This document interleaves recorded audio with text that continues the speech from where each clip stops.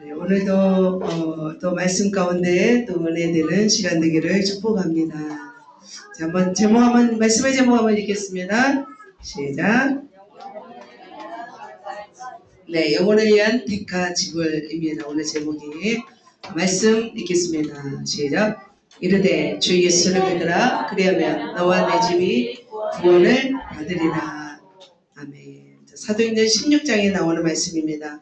그래서 오늘 바로 제목 영혼을 위한 택하집을, 우리가 어떻게 영혼을 위해서 택하집을 해야 되는지 말씀을 통해서 우리 귀한 깨달음의 시간 되기를 예수님의 이름으로 축복합니다. 자, 러시아 속담이 어떤 속담이 있냐면 공짜 치즈는 쥐덫에만 놓여있다라는 말이 있습니다. 여러분 아시나요? 세상에는 공짜가 없습니다. 아시죠? 공짜를 좋아하면 어떻게 된다고? 대머리 된대요? 누가 얘기해요? 이 안에서 그랬어요? 네. 공짜를 좋아하면 대머리가 된대. 옆에 사람 대머리 있나요? 대머리가 한 분도 안 계시네요. 공짜를 안 좋아하시는 것 같습니다. 그래서 무언가를 얻기 위해서 반드시 대가가 지불돼야 된다는 것을 말씀하는 것 같습니다. 자, 이분 아시나요? 워런 버핏과의 점심 식사. 역사상 최고의 성공 투자가로 평가받는 워런 버핏과의 어떤 점심 식사, 이 책이 있습니다. 1년에 한 번씩 자신과 함께 점심 식사를 할 수 있는 특권을 경매에 붙인다고 합니다. 그런데 매번 억대의 낙찰이 붙고 한 번은 210만 달러, 27억 원, 또 저기는 또 얼마예요? 제가 눈이 안 보이네요. 낙찰받은 이가 있을 정도로 그와 짧은 만남은 큰 가치를 지닌다고 말씀하고 있습니다. 그리고 이 낙찰된 금액은 전부 다 자선단체에 기부된다고 합니다. 근데 재미있는 것은 뭐냐면 3시간에 걸쳐서 워런 버핏과 식사를 했던 모든 사람들은 자신이 냈던 이 돈을 아까워하지 않았다고 합니다. 그만큼 워런 버핏과 점심 식사를 하면서 나눈 대화가 그만큼 수준이 높았고 그것은 돈으로 계산할 수 없는 것이라고 생각했다고 합니다. 여러분도 워런 버핏과 식사를 하고 싶습니까? 네, 저와 하시면 됩니다. 그죠? 저와 식사하면 얼마를 붙일까요? 경매를 올릴까요? 다행히 저는 저렴하죠. 공짜입니다. 자, 우리가 인생을 살면서 이런 분도 만날 수 있지만 수많은 사람을 만납니다. 그런데 어떤 사람을 만나에 따라서 우리의 인생의 수준이 결정되기도 합니다. 그래서 친구 따라 강남 간다라는 말도 있었죠. 그만큼 우리와 함께하는 사람, 우리가 누구와 친하냐에 따라서 우리의 인생은 너무나 영향력이 있다는 것이죠. 그런데 제가 생각할 때 어떤 사람이 그렇다면 우리 인생 가운데 정말 좋은 사람인가를 생각해보면 수많은 사람들 중에서 특별히 믿음의 동역자를 만난다는 것은 정말 하나님의 위대한 놀라운 축복이라고 저는 생각이 듭니다. 믿음의 동역자 한 사람을 만나기까지 우리는 얼마나 많은 에너지를 쏟는지 모릅니다. 우리 교회도 마찬가지죠. 우리 교회에서도 정말 영혼 구원하고 제자를 삼고 사역자를 삼기 위해서 많은 에너지를 쏟아붓습니다. 하나님도 마찬가지죠. 그래서 정말 믿음의 동역자는 너무나 귀한 사람입니다. 어떨 때는 예수 가족, 믿음의 동역자가 육신의 가족보다 때로는 마음을 터놓을 수 있는 사이가 되기도 합니다. 자, 바울에게는 바로 이런 사람들이 있었습니다. 육신적으로 바울을 굉장히 미워하는 사람이 있었습니다. 죽이려고 하는 사람이 있었지만 믿음 안에서 세워진 믿음의 동역자들이 많았습니다. 왜냐하면 그의 인생을 그는 믿음의 사람을 키우는데 시간을 할애했기 때문이죠. 그리고 1차, 2차, 3차 전도여행을 통해서 하나님의 수많은 만남을 주셨습니다. 그런데 그 한 사람 한 사람을 만나기까지 사도 바울은 쉬웠을까요? 사도 바울도 쉽지 않았더라고요. 그 믿음의 사람 한 사람을 키우기까지 엄청난 여정이 있다는 것을 보았습니다. 하지만 그 바울을 만난 사람은 모두가 바울의 훈계와 사랑을 받으면서 주님의 제자로 세워진 것을 볼 수 있습니다. 우리가 지난주 1차 전도여행을 말씀드렸습니다. 그래서 1차 전도여행을 떠났지만 중간에 돌아온 자가 있었습니다. 그게 누구였죠? 마가 요한이었습니다. 마가 요한 때문에 바울과 바나바는 엄청 싸웁니다. 서로 피 터지게 싸웁니다. 그리고 결별을 합니다. 그러자 바나바는 마가를 데리고 구브로로 가고 그리고 바울은 실라를 데리고 이제 2차 전도여행을 떠납니다. 그런데 2차 전도여행 중에 수많은 사람을 만나는데 저는 이 세 분을 정말 세 분을 볼 때 귀한 만남이지 않을까 생각이 들었습니다. 자, 그렇다면 2차 전도여행 중에 어떤 사람을 만났는지 그리고 그 사도 바울이 그 사람을 만나서 동역자로 세우기까지 어떠한 또 대가집을 했는지 오늘 살펴보시고 또 우리 안에 귀한 깨달음이 있으시기를 예수님의 이름으로 축복합니다. 그래서 2차 전도여행이 바로 빨간 선으로 보이는 저곳을 바로 사도 바울이 다녀온 것을 볼 수 있습니다.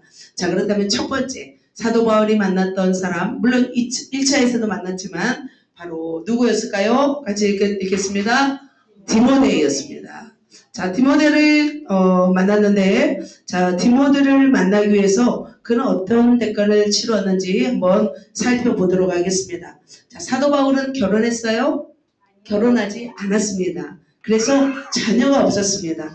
하지만 사도 바울에게는 정말 아끼는 아들이 있었습니다. 그 아들이 누구예요? 바로 디모데였습니다. 디모데는 어떤 사람이었냐면 바로 이런 사람이었습니다. 바울이 더베와 루스드라에도 이름에 거기 누구요? 디모데라 하는 제자가 있으니 같이 읽겠습니다. 그 어머니는 믿음인 유대 여자요. 아버지는 헬라인이라. 자, 한마디로 자, 국적이 부모가 어디예요? 달라요. 그렇다면 디모데는 어떤 사람이에요? 여러분 보시기에 어떤 사람이에요? 그죠? 부모가 국적이 다른 사람끼리 낳은 사람이에요. 그죠? 어머니는 유대인이고 아버지는 헬라인이었어요. 그래서 우리로 말하면 어머니는 한국 사람이고 아버지는 미국 사람. 이런 사이에서 태어난 사람이라고 볼 수 있습니다. 혼혈하였습니다. 하지만 디모데는 어머니부터 할머니부터 신앙을 물려받았습니다.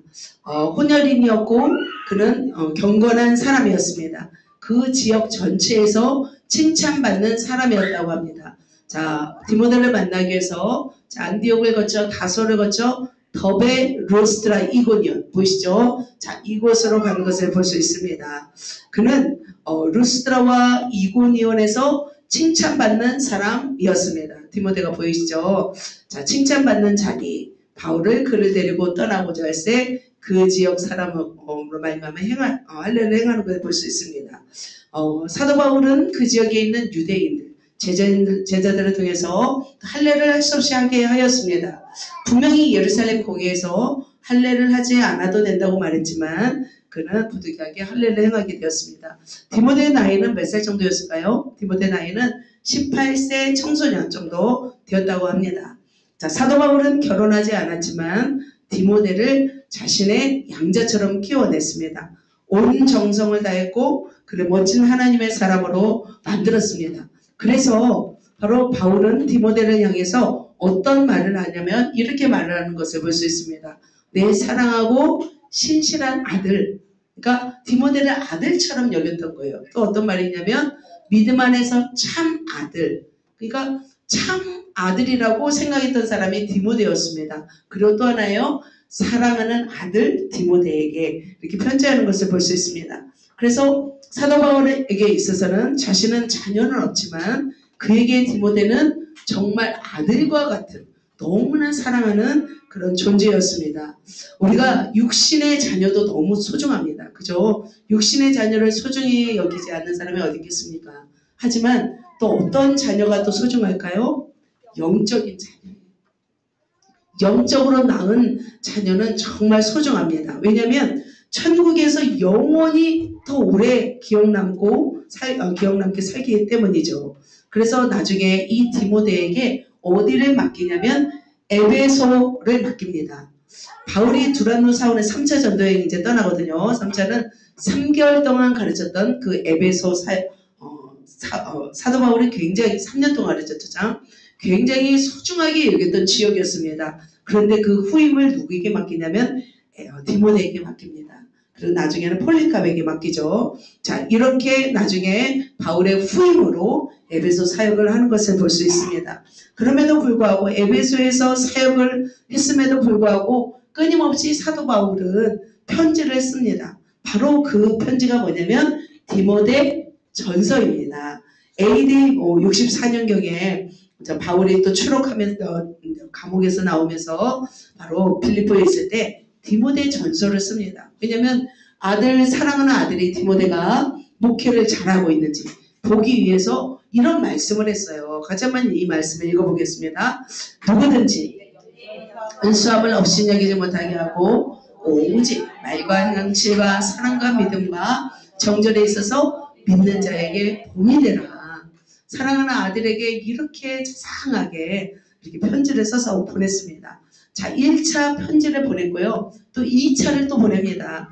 자, 2차 편지는 AD 67년경이에요. 그러면 사도 바울이 마지막 그 로마 감옥에서 생을 마감하기 직전이에요. 그때 쓴 편지가 디모데 후서입니다. 여러분 디모데 후서 읽어보셨죠? 그래서 사도 바울에게 있어서 디모데는 자신의 생명과도 같은 귀한 자식이었습니다. 그런데 눈을 감으면서도 걱정되는 사람이 디모데였어요. 그래서 디모데는 마음이 연약하였는지 마음이 좀 소심하고 연약하였던 것을 볼 수 있습니다. 그래서 디모데 후서에 보면은 이런 말씀이 있어요. 같이 한번 읽어볼까요? 시작. 하나님이 두려워하는 마음 아니요 오직 능력과 사랑과 절제하는 마음이니. 그러면서 디모데야 두려워하지 말라 하면서 사도 바울이 이렇게 말하고 있습니다. 그러면서 너는 은혜 안에 강하고, 그러니까 디모데가 약했나 봐요. 그러니까 그 아버지 되는 그 바울은 디모데에게 계속 강하라고 말씀하고 있습니다. 그리고 이제 감옥에 투옥되어서 얼마 남지 않았을 때 너무나 그립고 보고 싶었어요. 디모데가 너무 보고 싶었어요. 그래서 디모데에게 또 이런 말을 하고 있습니다. 같이 읽어볼까요? 너는 어서 속히 내게로 오라. 빨리 오라. 왜냐하면 사도 바울이 이제 죽음이 얼마 남지 않은 것을 본인이 알았기 때문에 마지막으로 가장 보고 싶었던 사람이 누구였어요? 바로 디모데였습니다. 그러면서 또 말하죠. 너는 겨울 전에 오라. 이렇게 계속 얘기하는 것을 볼 수 있습니다. 주 안에서 평생의 동역자, 영적인 가족으로 만난다는 것은 너무나 귀한 일입니다. 자, 이렇게 사도 바울은 이 디모데의 만남을 정말 소중하게 여겼습니다. 그리고 마지막 또 디모데를 보고서 사도 바울은 생애를 마감한 것을 볼 수 있습니다. 자, 사랑하는 성도 여러분, 그렇다면 사도 바울이 디모데를 만났을 때 이 만남이 쉽게 이루어졌을까요? 그렇지 않았을까요? 사도 바울이 디모데를 만난 것은 쉽지 않았습니다. 자, 100가지 뭐였어요? 같이 읽어볼까요? 두려움이었습니다. 두려움을 극복하고 자신을 만났어요. 왜 디모데를 만나는데 왜 이 정신적인 고통이 있었을까요? 자, 디모데가 어디 살았어요? 아까 이고니온 루스드라. 자, 이고니온 루스드라는 사도 바울에게 있어서 어떤 곳이었을까요? 죽음의 공포가 있었던 곳이었습니다. 자, 지도 한번 볼까요? 지도는 없네요. 자, 죽음의 공포가 있었던 곳이 바로 루스드라였습니다. 어떤 일이 있었어요? 자, 사도행전 14장에서 루스드라에서 안전뱅이를 낫게 합니다. 그래서 허메와 스스라고 하면서 사람들이 제사를 하려고 합니다.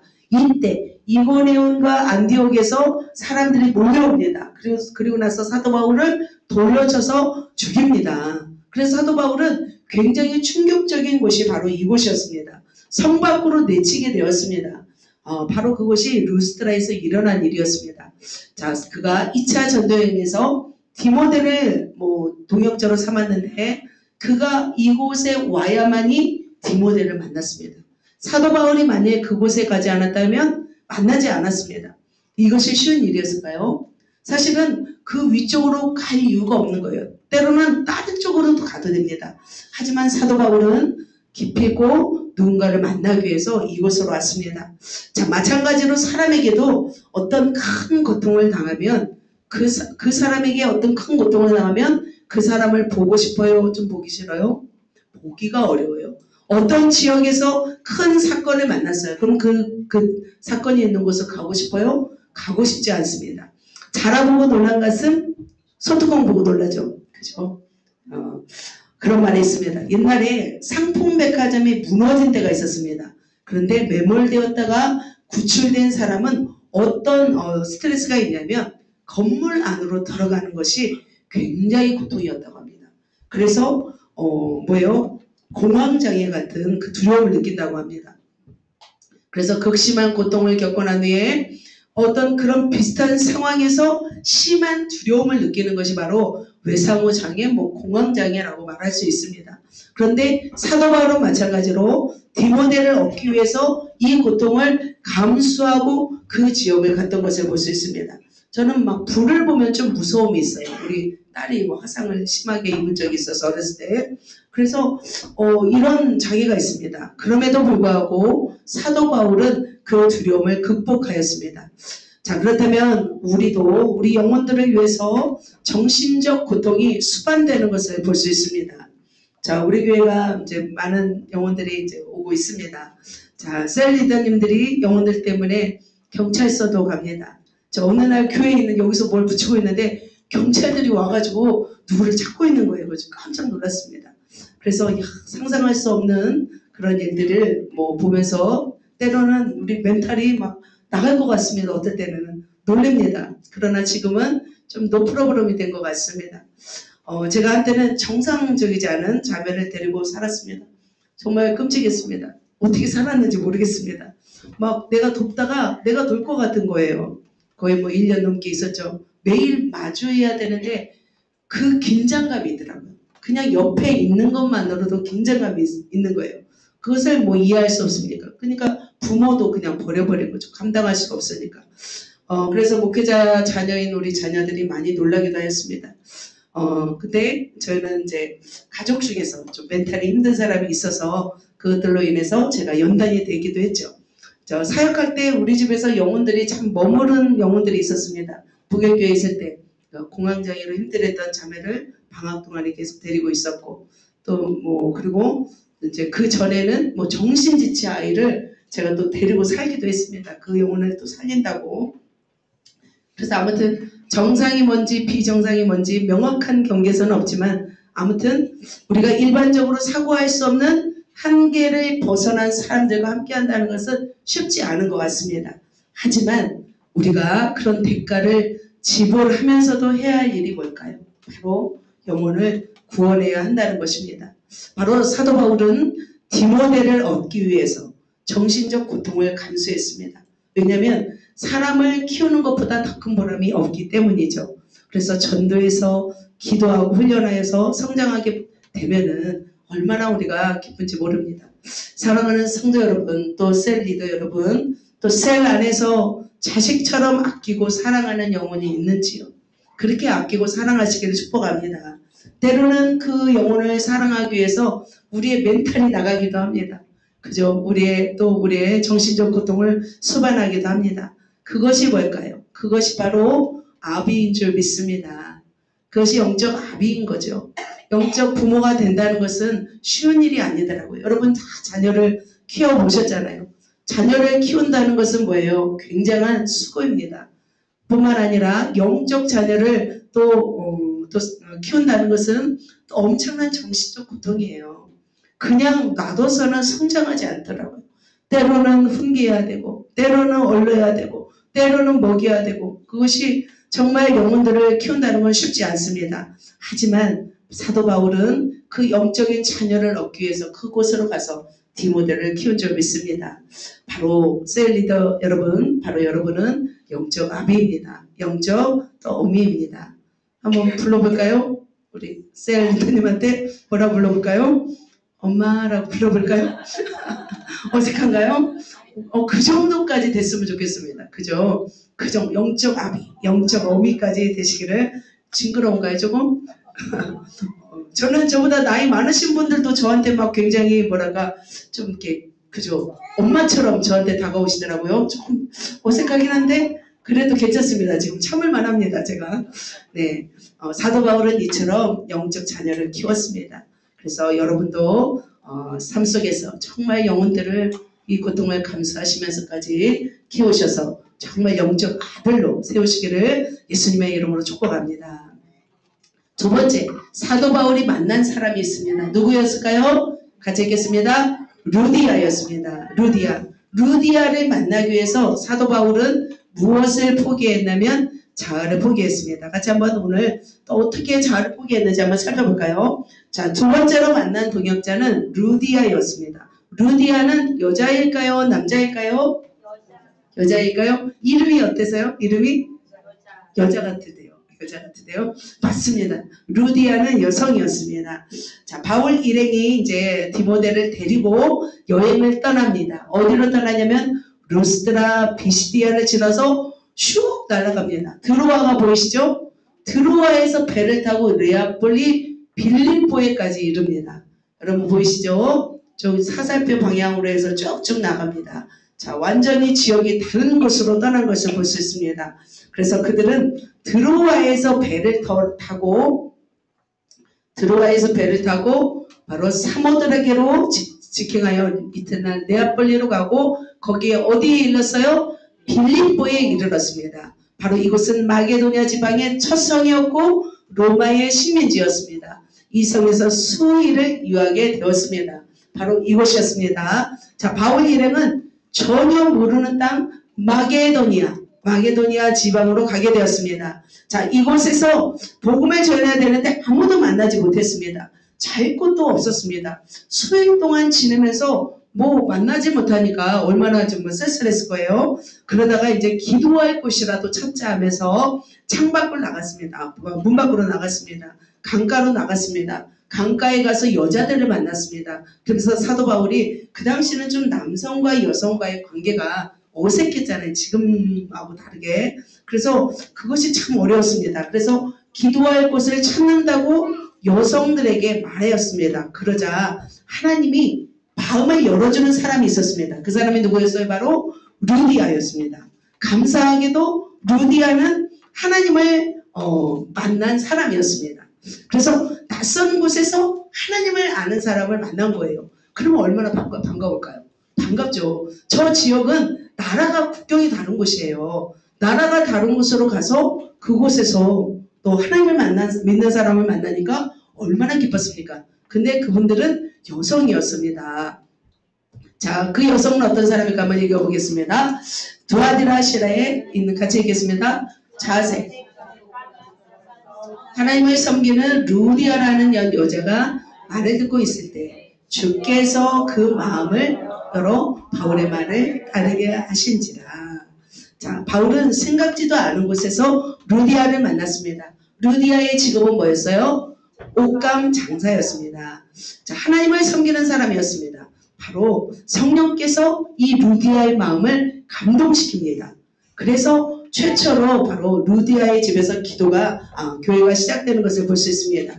자, 유럽에서 최초로 예수의 복음을 영접하게 하는 곳을 바로 그가 자기 집을 내놓았는데 그 바울 일행이 그곳에서 머물게 되어서 결국 그곳이 이제 교회가 시작되는 것을 볼 수 있습니다. 자, 16장 15절에 보면은 바로 이런 말을 하죠. 내 집에 들어와 유하라 하면서 강권하여 머물게 하는 것을 볼 수 있습니다. 바로 사도 바울로 하여금 자기 집에 있으라 집을 내어준 거예요. 그러니까 루디아는 굉장히 뭐였을까요? 집이 컸던 거죠. 부자였던 거죠. 루디아는 바로 이런 사람이었습니다. 바로 자주 옷감 장사였는데 로마의 군인이나 귀족들이 애용했던 것이래요. 그래서 인기 품목이었대요. 자주색 옷감으로 만든 그런 옷이었다고 합니다. 그래서 그는 상당한 재산가였습니다. 그 많은 재산을 소유하고 있는 사람이었습니다. 그렇기 때문에 사도 바울에게 있어서 이제 복음 전하는 것에 있어서 굉장히 활력소가 생겼습니다. 왜냐하면 물질을 마음껏 물질을 섬기기 때문에 사도 바울이 이제는 텐트를 만들지 않아도 되고 그래서 마음껏 복음을 전할 수 있는 거처도 생기게 되었고 또 어떻게 보면 스폰서를 줄 수 있는 사람이 있었기 때문이죠. 자, 이렇게 루디아를 만나기까지 사도 바울은 그렇다면 어떤 대가를 지불했을까요? 그 대가 지불을 한번 보도록 하겠습니다. 바로 이 빌립보까지 오는 것이 관건이었습니다. 빌립보까지 오지 않았다면 루디아를 만나지 않았습니다. 그러나 이곳까지 오게 되었는데 이곳은 쉽지 않습니다. 그저 배를 타야 되고 다른 지역으로 또 가야 돼요. 쉽지 않아요. 자, 사도 바울은 어디에서 말씀을 전하기를 원했냐면 아시아에서 말씀을 전하기 원했습니다. 그는 여기 아시아 말고 그 에베소 지역을 그 당시 아시아라고 했습니다. 그가 가고 싶은 곳이 아시아였습니다. 에베소였습니다. 성령님이 그런데 에베소에서 사역을 하기를 원치 않았습니다. 성령께서 16장 6절에 보면 같이 읽어볼까요? 성령이 아시아에서 말씀을 전하지 못하게 하시거늘 그들이 부르기아와 갈라기아 땅으로 다녀가. 그래서 루시아 앞에 이르러 비두니아로 가기로 애썼어요. 그런데 누가 허락하지 않았어요? 예수의 영이 허락하지 않았습니다. 바로 여기서 못하게 하시거늘 이 말씀이 있습니다. 이 뜻은 뭐냐면 금지하다, 반대하다, 거절하다 라는 뜻이 있습니다. 그래서 매우 강력한 의미로 쓰인 단어가 바로 못하게 하시거늘 이라는 뜻이 돼요. 그러니까 하나님이 강력하게 막으셨던 거예요. 그래서 소아시아 북부지방인 비두니아로 가기로 했어요. 그런데 또 하나님이 또 막으시는 거예요. 예수의 영이 허락하지 않은 거예요. 그래서 결국은 어떻게 됐냐면 바로 빌립보 지역으로 넘어갔다는 거죠. 자, 무시아에서 비두니아로 가고자 애썼지만 하나님은 그쪽으로 허락하지 않았음을 볼 수 있습니다. 그래서 결국은 바로 예수의 영이 그들이 허락하지 않아서 마게도냐 지역으로 간 것을 볼 수 있습니다. 그 다음 절에 보면은 이제 마게도냐 환상을 통해서 마게도냐 사람이 우리를 와서 도우라는 환상을 보았습니다. 그래서 결국 사도 바울은 자신의 의지를 꺾었어요. 자신의 에베소로 가고 싶은 거예요. 편하잖아요. 그죠? 그런데 다른 지역으로 가는 것은 쉽지 않아요. 여러분도 마찬가지죠. 한국에서 복음을 전하고 싶은데 예를 들어 일본으로 가라. 아니면 뭐 중국으로 가라. 그러면 쉽지 않아요. 그럼에도 불구하고 사도 바울은 국적을 포기하고 다른 지역으로 가서 복음을 전한 것을 볼 수 있습니다. 자, 사랑하는 성도 여러분, 그래서 우리가 깨달을 것은 무엇이냐면 성령의 뜻대로 우리가 살아가기 위해서는 우리는 무엇을 포기해야 되냐면 우리의 자아를 포기해야 될 줄 믿습니다. 사람은 자신이 원하는 대로 살고 싶습니다. 무언가 자기가 하고 싶은 대로 하고 싶습니다. 그것이 바로 우리의 자아입니다. 그것을 꺾기까지가 얼마나 힘든지 모릅니다. 그죠? 한 20억 막 버리면 꺾여질까요? 아니면 육체가 어떻게 힘들면 꺾여질까요? 너무나 쉽지 않아요. 우리의 자아가 꺾여지는 것은 너무나 쉽지 않습니다. 근데 고난과 연단이 없으면 꺾어지지 않기 때문에 하나님은 어쩔 수 없이 우리에게 고난과 연단을 허락하십니다. 하지만 우리가 성령의 뜻대로 산다면 우리의 자아가 꺾여진다는 거예요. 그래서 우리의 자아를 빨리 꺾는 방법은 뭘까요? 성령의 뜻대로 순종하면 돼요. 그러면 우리의 자아가 굉장히 빨리 꺾여져요. 고통을 당하지 않아도 돼요. 그냥 성령님이 하시고자 한다? 그러면 우리가 그냥 순종하는 거예요. 기쁘게. 그러면 우리 자아가 꺾여집니다. 우리가 성령을 따라 산다고 합니다. 성령의 음성을 따라 살려고 합니다. 그러나 성령을 따르고 싶어 하지 않은 우리의 자아가 있습니다. 그러나 이것을 꺾고 우리가 하나님 앞에 순종할 때 바로 하나님은 그 아름다운 또 동역자들을 만나게 하시는 것을 볼 수 있습니다. 그래서 사도 바울이 자기가 그토록 원하지 않는 곳에 간 거죠. 알지 못하는 곳으로 간 것이었습니다. 그래서 성령을 따라 마게도니아 지역으로 간다는 것은 바로 자기를 포기한 자아를 포기하는 어떤 대가지불이 있었던 것을 볼 수 있습니다. 자, 그렇다면 우리는 어떻게 해야 될까요? 우리도 지름길로 가야 될 줄 믿습니다. 성령의 음성을 따라 성령에 순종할 때 바로 그것이 우리의 지름길입니다. 그때 내 생각, 내 뜻, 이 자아를 내려놓을 때 정말로 우리는 지름길로 갈 수 있습니다. 여러분 성령을 따라 살기 원하십니까? 성령을 따라 산다는 것은 내 의지를 내려놓는 것입니다. 여러분의 고집과 여러분의 자존심, 여러분의 모든 욕심들을 내려놓고 성령의 뜻을 따라 살기를 원하십니까? 그렇다면 여러분은 성령의 사람이 될 줄로 믿습니다. 자, 온전하신 하나님, 하나님이 온전히 나를 이끄실 때 성령을 따라 살아간다면 우리는 어떤 사람이 되냐면 형통한 사람이 됩니다. 그것은 세상의 형통함이 아닌 거예요. 성령 안에서 형통한 사람이 되는 거예요. 우리의 인생을 주관하신 주님께 우리의 인생을 내어드리면 우리의 인생이 성령 안에서 형통한 사람이 된다는 것입니다. 그것이 가장 최선이고 가장 아름다운 것이고 그것이 지름길인 줄 믿습니다. 여러분 시행착오를 많이 겪으셨는지요? 시행착오를 많이 겪었습니다. 저도 그렇죠. 저도 그 예전에 제 사도행전 교회라고 예전에 시작한 적이 있었습니다. 그때가 몇 년도냐면 2008년도인가요? 그러니까 음성을 듣고 또 우리가 교회를 시작하겠다고 또 사도행전 교회라고 붙여놓고 교회를 했습니다. 근데 우리는 하고 싶은데 주님은 뜻이 아니었어요. 그래서 어떻게 됐을까요? 사도행전 교회가 폭망했습니다. 폭망하고 그래서 어느 날 갑자기 어떤 목사님이 또 가슴에 막 찌르는 거예요. 사도행전 교회는 어떻게 되었습니까? 막 이렇게 묻는 목사님이 또 계셨습니다. 아픈 상처였습니다. 우리가 성령의 뜻대로 순종하지 않고 좀 이렇게 진행했던 일이 이렇게 좀 이렇게 어렵게 된 적이 있었습니다. 자, 사랑하는 성도 여러분, 여러분의 인생 가운데 뭐 실패하고 때로는 세월을 낭비하고 살아가고 있지는 않은지요.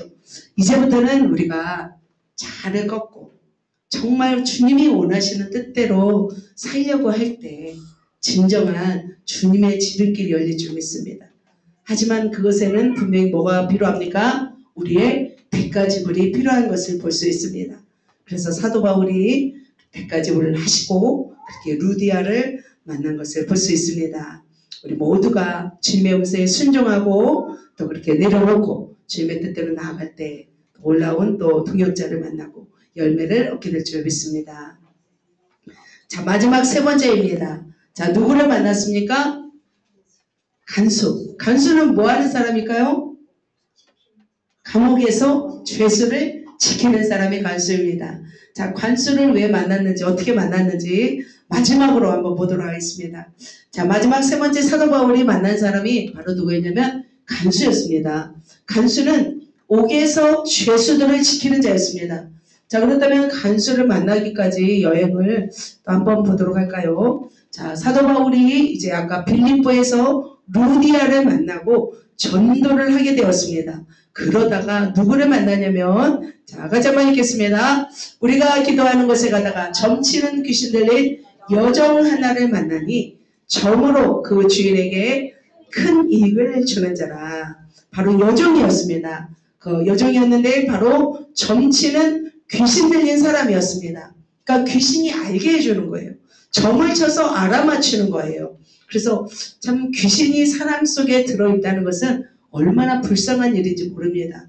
자, 귀신이 들어간다는 것은 뭐예요? 그 영혼이 귀신에게 사로잡힌 거예요. 그래서 육체가 사로잡히고 정신이 사로잡혀서 나중에 영적으로까지 사로잡히게 되면은 귀신의 사람이 되는 거예요.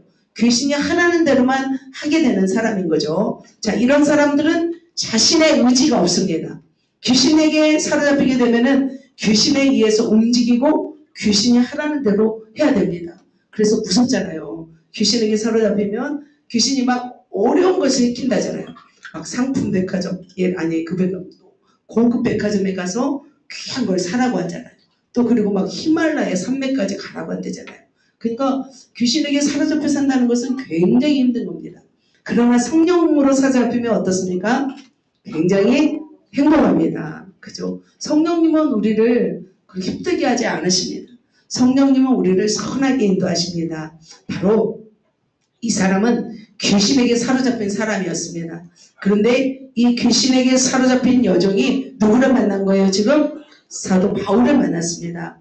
그런데 사도 바울을 만나자 어떤 일이 있는지 한번 보도록 하겠습니다. 자, 그가 바울과 그 신라를 따라옵니다. 누가를 따라오죠. 그래서 그 귀신 들린 사람이 말합니다. 뭐라고 말하냐면 이 사람들은 지극히 높은 하나님의 종으로서 구원의 길을 너에게 전하는 자라 하면서 계속 외치는 거예요. 어때요? 이렇게 막 말해주니까 사도 바울은 편했을까요? 구원의 길을 전한다고 막 귀신이 말해주니까 이 방법도 그렇게 나쁘진 않죠. 하지만 그 귀신이 말하는 거니까 이것은 오는 것이 아니었습니다. 바울이 계속 듣다 보니까 바울이 괴로워했습니다. 그러자 사도 바울이 어떻게 하냐면 예수 그리스도의 이름으로 명령합니다. 그러자 어떻게 했습니까? 귀신이 즉시 나오게 되었습니다. 여러 날을 하는 거예요. 여러 날을. 사도 바울이 너무 괴로웠습니다. 그러니까 바로 이렇게 예수 그리스도의 이름으로 나가라 하니까 나갔습니다. 그런데 이제 여종은 굉장히 편해졌죠.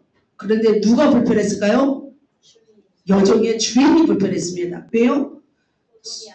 돈이 안 들어옵니다. 수익의 소망이 끊어졌습니다.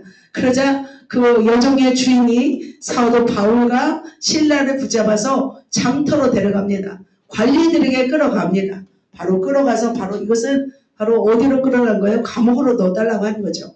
자, 여종의 주인들이 여종이 점치는 것으로의 수익을 이제는 뭐 얻지 못하자 돈깨가 이제 점괘가 나오지 않습니다. 그러니까 돈을 벌 수가 없습니다. 화가 나서 바울을 감옥에다 넣습니다.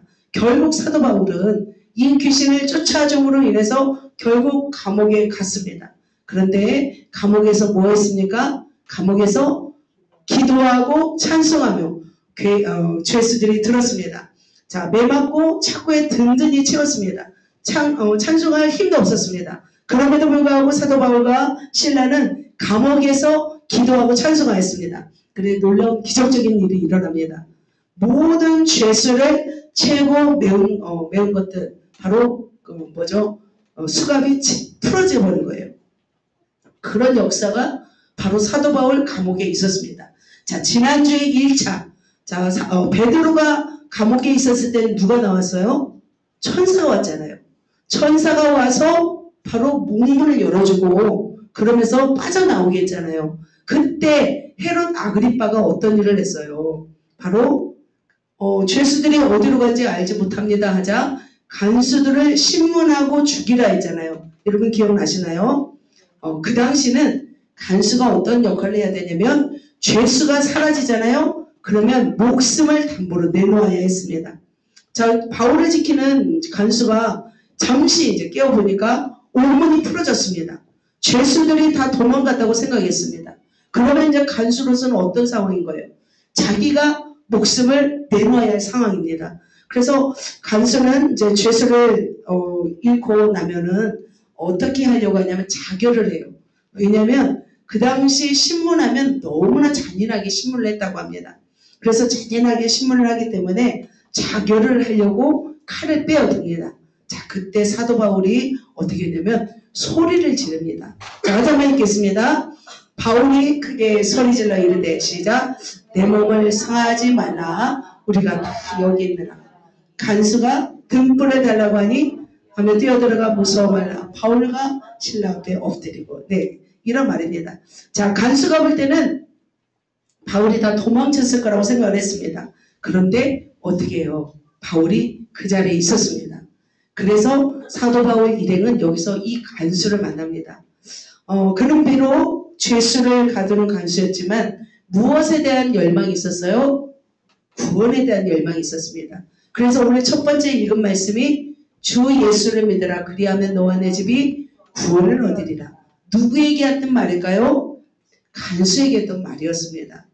자, 그들을 이제 데리고 나가자 이제 간수가 말합니다. 어떻게 선생들이요, 우리가 어떻게 해야 구원을 받을 수 있겠습니까? 간수가 이렇게 말합니다. 그때 사도 바울이 이 말씀을 하십니다. 이 말씀을 같이 한번 읽겠습니다. 시작. 이르되 주 예수를 믿으라 그리하면 너와 내 집이 구원을 받으리라. 바로 이 유명한 말씀이 간수에게 했던 말씀이었습니다. 여러분 아셨습니까? 주의 말씀을 그 사람과 그 집에 있는 사람에게 모두 전하게 되었습니다. 그리고 나서 이제 간수는 사도 바울을 씻어주고 온 가족이 이제 세례를 받고 예수를 믿게 되었습니다. 자, 할렐루야. 자, 사도 바울은 세 번째 누구를 만났습니까? 간수를 만났습니다. 자, 그렇다면 간수를 만나기까지 사도 바울은 어떤 고통이 있었을까요? 바로 육체의 고통이 있었습니다. 자, 사도 바울이 감옥에 들어가지 않고서는 간수를 만날 수 있었을까요? 만날 수 없었습니다. 사도 바울은 기꺼이 매를 맞는 고통을 받고 감옥에 왔습니다. 사실 사도 바울은 무슨 시민권이 있었어요? 로마 시민권이 있었습니다. 로마 시민권이 있는 사람은 매를 맞고 감옥에 들어가지 않습니다. 로마 시민권은 십자가 체험도 금지되었고 죄를 정하기도 전에 때릴 수 없는 신분이었습니다. 자, 그렇게 로마 시민권자에게 죄를 정하지도 않고 매로 때리면 큰 재판관리가 되었습니다. 법을 어긴 재판관이 되는 것입니다. 자, 사도 바울은 귀신 들린 여종 하나를 고쳐준 이후로 재판도 하지 않았어요. 그리고 억울하게 매를 맞았어요. 그리고 나서 감옥에 갇혀진 거예요. 만약 사도 바울이 매 맞기 전에 나 로마 시민이요 라고 말했더라면 어떻게 됐을까요? 그는 매도 맞지 않았을 것이고 감옥에도 들어가지 않았을 거예요. 그런데 사도 바울은 그것을 말하지 않았어요. 다 실컷 쳐맞고 고통당한 다음에서야 나 로마 시민이요 이렇게 말한 거예요. 그러니까 사도 바울은 바로 어떤 대가를 지불한 거예요? 간수를 만나기 위해서 바로 들어간 거예요. 감옥으로 들어간 거예요. 간수는 감옥에 가야 만날 수 있기 때문이라고 제가 말씀드렸죠. 바로 사도 바울은 바로 이처럼 매맞는 고통을 감수하고 그리고 감옥에 들어간 이 대가 지불을 했던 것을 볼 수 있습니다. 자, 사랑하는 성도 여러분, 때로는 우리가 살아가면서 영혼 때문에 육체의 고통의 대가를 치르고 있습니다. 헌신 없는 열매는 없습니다. 대가 없는 이익은 없습니다. 모든 일에는 반드시 뭐가 치러져야 돼요? 대가가 치러져야 합니다. 그래서 영혼들을 위해서 기도의 대가, 물질의 대가, 육체의 대가들을 지불하게 됩니다. 특별히 이제 육체의 수고로 이제 대가를 치르는 분들이 참 있습니다. 저는 그분들을 볼 때 참 존경합니다. 왜냐하면 그것은 정말 고귀한 대가이기 때문이죠. 그걸 한다고 해서 뭐 누가 알아주는 것도 아니고 돈이 나오는 것도 아니고 뭐 밥을 못 주는 것도 아니고 더 헌신하면서 대가를 치르면서 영혼들을 살리는 모습을 보게 됩니다. 그래서 우리 리더님들 또 우리 성도님들 보면은 그저 육체의 대가를 치르면서 영혼들을 살리려 합니다. 뭐 지난주는 또 우남저수지에 가셨더라고요. 우남저수지에 가셔서 맛있는 것도 드시고 회도 드시고 또 뭐요? 뭐 드셨어요? 네. 빠가탕 드셨습니까? 네. 빠가탕도 드시고 막 자랑하시더라고요. 집사님이 우리 막 거기 가서 뭐 먹었다고 막 그래서 우리 저랑 저희 친한 분이 이렇게 얘기하시더라고요. 참 감사했습니다. 돈 들어가지 또 뭐 들어가요? 또 시간 들이고 또 뭐예요? 또 운전해서 가고 또 그러죠. 그 대가가 치러지는 거예요. 또 지난번에 우리 또 양호 성도님 장례를 치르는 것이 정말 쉽지 않은 일이었습니다. 그죠? 힘든 일인데 그것을 내일처럼 생각하고 몇 날 며칠 수고하고 또 막 그렇게 해서 일을 치러드린 것을 볼 수 있습니다. 내 가족도 그렇게 하기 힘들어요. 근데 나도 전혀 모르는 사람을 그렇게 했던 것은 정말 훌륭한 저는 사역이라고 생각합니다. 또 장례를 치르고 나서 또 법정에 가서 또 계속 또 뭐 얘기해주고 저도 몇 번 갔죠? 저도 몇 번 갔습니다. 동사무소 가시고 여기 가고 그러면서 또 뭐예요? 집을 또 청소해 주시고 또 뭐예요? 또 집도 얻어주시고 냉장고도 사서 주시고 그 냉장고 어떻게 됐습니까? 옷장이랑 이제 반납했습니까? 어떻게 했습니까? 참 이 일들이 그냥 하는 일이 아닌 것 같습니다. 정말 이 수고가 모여서 바로 하늘나라에 기록된 그런 아름다운 섬김이라 생각이 듭니다. 저도 이제 생각해 보니까 제가 섬겼던 영혼 중에 한 친구가 생각이 나더라고요. 그래서 제가 그때 고등학교를 졸업하고 한참 20대 후반 때 길을 가다가 고등학교 동창을 만났습니다. 그래서 뭐 커피숍에 가서 잠깐 이야기를 하는데 깜짝 놀란 거예요. 알고 보니까 그 친구가 일주일 전에 실연의 아픔 때문에 자살 시도를 했던 거예요. 그래서 실패했다고 하는 거예요. 그래서 저는 그 친구를 전도해서 제가 계속 이제 데리고 다녔어요.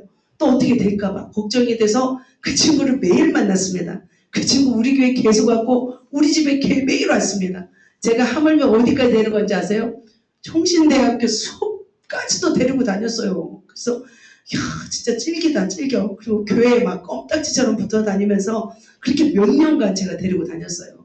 그리고 데리고 다니는데 놀랍게도 이 친구가 좋은 형제와 결혼해서 이제 아이의 엄마가 되고 그리고 이제 예수를 믿는 사람이 되었습니다. 그래서 정말 한 사람을 전도해서 그 사람을 예수 사람 만들기까지는 그냥 전도해서 데리고 온 것은 끝나지가 않구나. 어떻게 해야 될까요? 바로 육체의 수고가 있어야 되는 것을 깨닫게 되었습니다. 사랑하는 성도 여러분, 이제 말씀을 정리합니다. 우리가 영원한 하늘나라에서 해같이 빛나고 별처럼 빛나기 위해서는 바로 어떤 삶을 살아야 되겠습니까? 바로 우리의 수고가 하나님 앞에 상달될 때 바로 주님께서 그 수고를 보시고 우리를 별처럼 빛나게 하실 줄 믿습니다. 주님이 지금도 어딘가에 숨겨놓았을지 모릅니다. 지겹습니까? 어떻습니까? 또 영혼을 만나서 우리가 또 수고할 생각하면 또 걱정스럽습니까? 그러나 그 영혼이 변화되어서 한 사람의 정말 멋진 제자가 된다면 그 수고는 결코 헛되지 않고 그 수고는 정말 아름다울 것입니다. 사랑하는 주의 종들 또한 우리 리더님들 모두가 이제는 어떻게 해야 될까? 우리가 우리의 노동을 통해서 자 포기를 통해서 우리 육체의 고통을 통해서 한 영혼을 살릴 수 있다면 그것이 바로 행복이지 않을까 싶습니다. 그래서 이제는 또다시 우리가 힘을 모아서 또다시 영혼을 섬기기 위해서 다시 우리가 일어나 달려가시기를 여러분 되시기를 예수님의 이름으로 축복합니다. 자, 영혼을 위한 대가집을 같이 읽겠습니다. 디모데는 뭐 했습니까? 바울이 루스드라로 가지 않았더라면 디모데를 만날 수 없었습니다. 자, 루디아는요? 보기. 만일 마게도냐 환상을 보지 않고 아시아로 갔다면 바로 루디아를 만날 수 없었습니다. 마지막 간수. 그죠? 로마 시민권자라고 말하고 했더라면 감옥에 들어가지도 않았고 매도하지 않았습니다. 그러나 사도 바울은 그 모든 것을 포기하면서 영혼을 구해냈습니다. 사랑하는 성도 여러분, 우리가 이렇게 우리도 살아내시면서 이제는 영혼을 살리는 일에 또 제자를 삼는 일에 함께 우리 동참하면서 우리 달려가시기에 사랑하고 축복합니다. 우리 옆 사람에게 그렇게 합시다 할까요? 제가 섬기겠습니다. 우리 대가집을 제가 당신의 대가집을 하겠습니다 할까요? 제가 당신을 위해서 대가집을 하겠습니다. 자,